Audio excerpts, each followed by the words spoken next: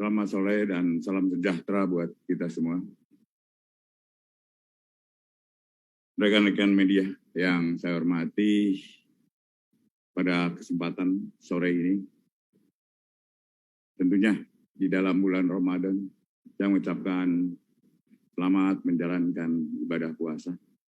Semoga di dalam pelaksanaannya ibadah kita diterima oleh Tuhan Yang Maha Esa. Perlu saya sampaikan bahwa beberapa waktu yang lalu ada arahan Presiden Republik Indonesia terkait beberapa peristiwa yang menyentuh hajat hidup masyarakat. Sepertinya masalah kelangkaan minyak goreng. Kelangkaan ini menjadi perhatian Presiden dan beliau menginstruksikan agar segenap pimpinan kementerian lembaga mengedepankan sense of crisis sehingga setiap peristiwa yang terjadi dan menyangkut hajat hidup masyarakat luas dapat diberikan respon. Kenapa terjadinya hal itu terjadi? Dan khususnya tentang kelangkaan minyak goreng. Kelangkaan minyak goreng ini ironis sekali, karena Indonesia adalah produser CPO terbesar di dunia.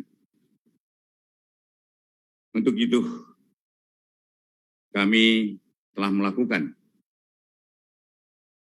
penyidikan dan telah ditemukan indikasi kuat bahwa perbuatan tidak pidana korupsi terkait pemberian persetujuan ekspor minyak goreng telah membuat masyarakat luas, khususnya masyarakat kecil, menjadi susah karena harus mengantri dan juga langkanya minyak goreng tersebut. Negara juga harus mengucurkan bantuan langsung tunai minyak goreng yang nilainya tidak kecil. Dalam kondisi kelangkaan minyak goreng yang menyulitkan masyarakat, negara harus hadir.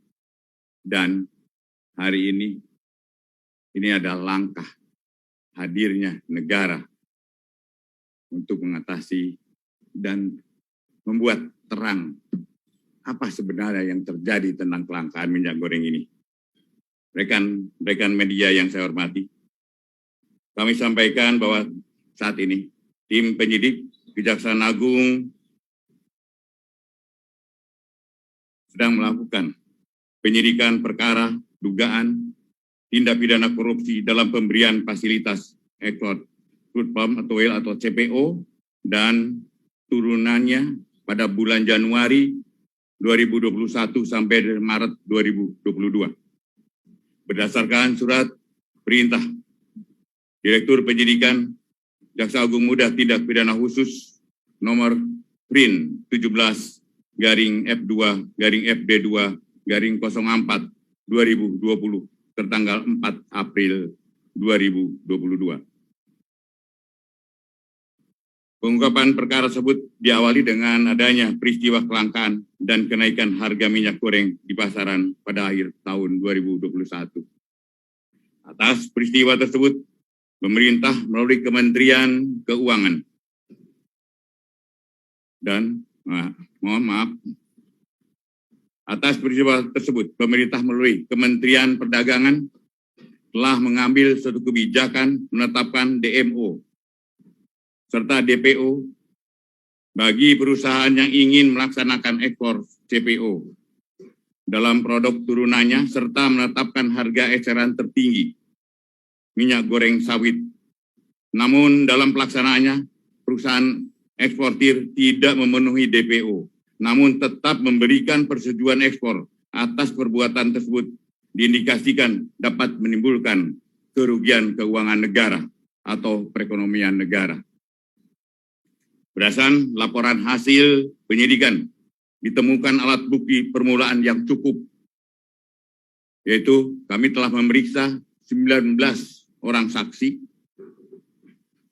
596 dokumen, dan surat terkait lainnya, serta keterangan ahli. Dengan telah ditemukannya alat bukti yang cukup, yaitu minimal 2 alat bukti, sebagaimana dimaksud di dalam pasal 184 ayat 1 Kitab Undang-Undang Hukum Acara Pidana, maka pada hari ini, Selasa, tanggal 19 April 2022, jaksa penyidik telah menetapkan tersangka dengan perbuatan melawan hukum. Yang dilakukan tersangka adalah: 1. Adanya permufakatan antara pemohon dengan pemberi izin dalam proses penerbitan persetujuan ekspor. Kedua, dikeluarkannya persetujuan ekspor kepada eksportir yang seharusnya ditolak.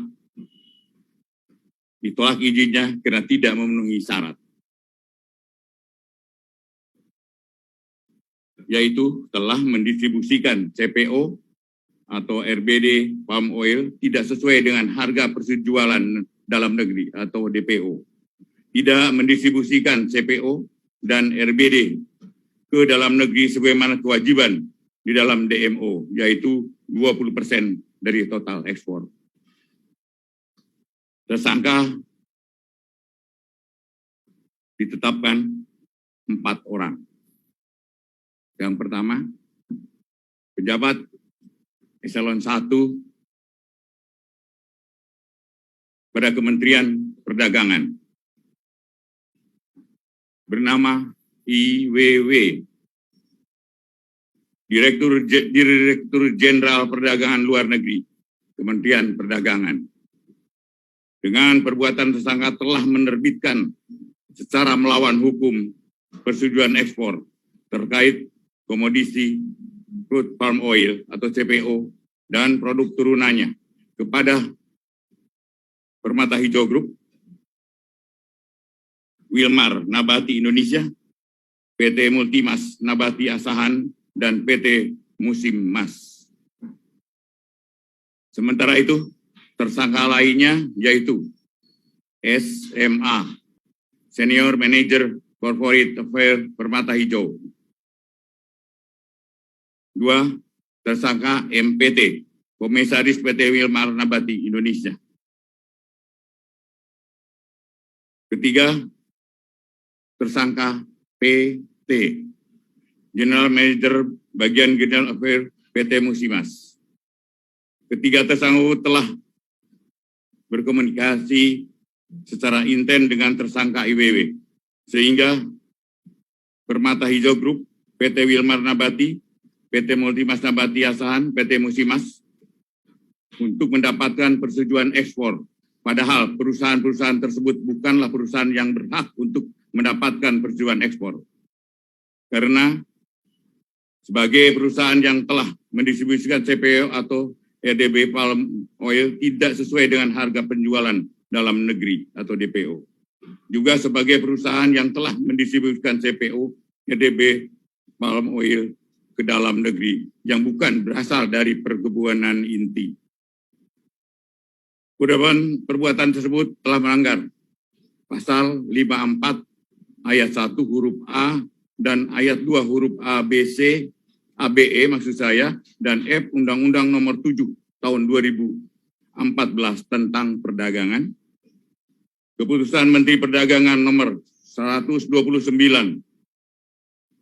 tahun 2022, yaitu Yunto Nomor 170 tahun 2022 tentang penetapan jumlah untuk distribusi kebutuhan dalam negeri dan harga penjualan di dalam negeri.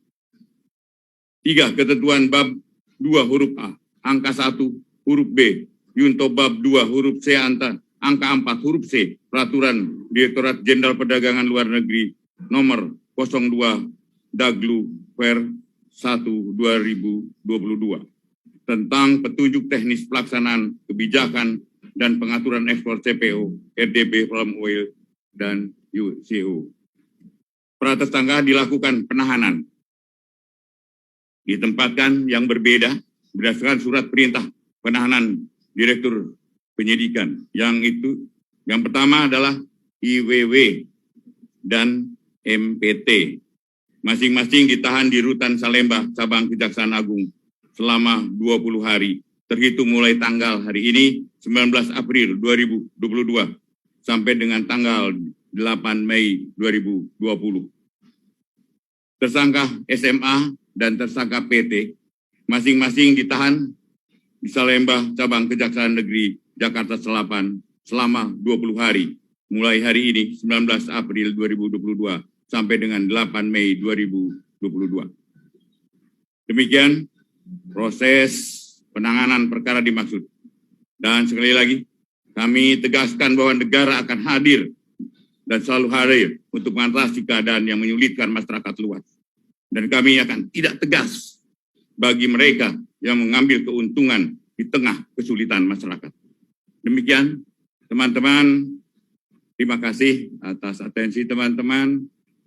Wassalamualaikum warahmatullahi wabarakatuh. Salam sejahtera buat kita semua.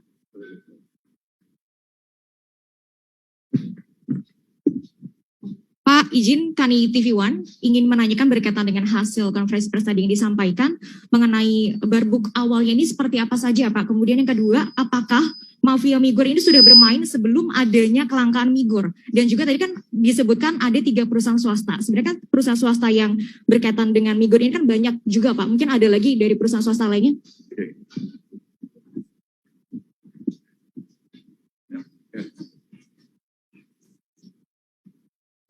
Terima kasih. Jadi perlu dijelaskan bahwa ini terjadi kelangkaan minyak goreng tersebut. Ini kita teliti ya. Teliti dari beberapa kebijakan yang telah dikeluarkan oleh pemerintah. Seperti yang Pak Jaksa Agung sampaikan, apabila ada kebijakan-kebijakan pemerintah yang dianggap strategis dan menyangkut ke masyarakat luas, ini pasti akan kita lihat bagaimana penerapan di lapangan, ya, termasuk kebijakan DMO.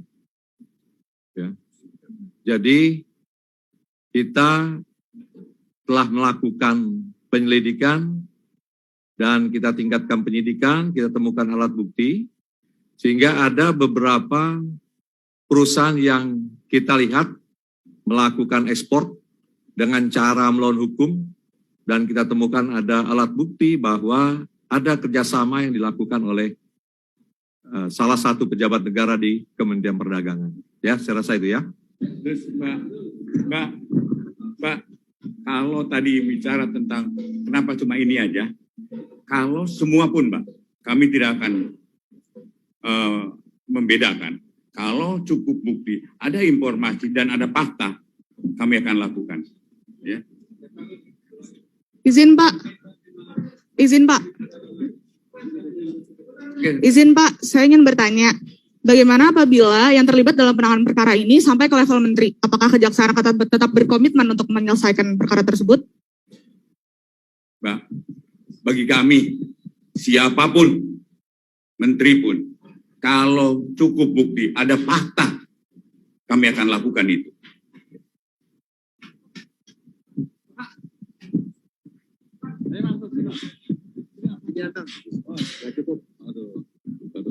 Assalamualaikum warahmatullahi wabarakatuh. Selamat sore Pak Jaksa Agung. Pertanyaannya sebenarnya sederhana saja. Kalau saya mencermati tadi penjelasan dari Pak Jaksa Agung, ini kan menyangkut kebijakan ekspor. Tentu tidak mungkin, barangkali menurut saya Pak Menteri tidak mengetahui itu. Pasti dirapatkan oleh Dirjen yang sudah jadi tersangka. Pertanyaannya, apakah Pak Menteri ini sudah dimintai keterangan oleh penyidik sehingga terang benderang perkara ini? Terima kasih Pak. Assalamualaikum warahmatullahi wabarakatuh. Karena penyidikan ini kan baru mulai tanggal 4. Dan kami akan dalami. Benar ini kebijakan dan kami akan dalami. Kalau memang cukup bukti, kami tidak akan melakukan hal-hal yang sebenarnya harus kami lakukan. Artinya siapapun pelakunya. Kalau cukup bukti, kami akan lakukan.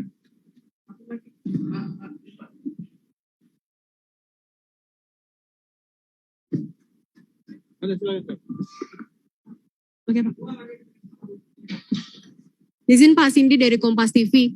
Kan ini ada dugaan tindak pidana korupsi dan juga gratifikasi, Pak. Apakah sudah ada angka berapa dugaan gratifikasi yang diterima? Kemudian juga adakah kerugian negara yang sudah dihitung, Pak? Terima kasih.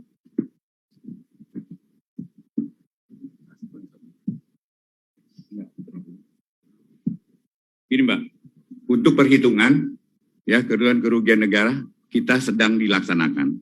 Ya, kemudian kalau itu ada gratifikasi pasti akan dalami. Ya.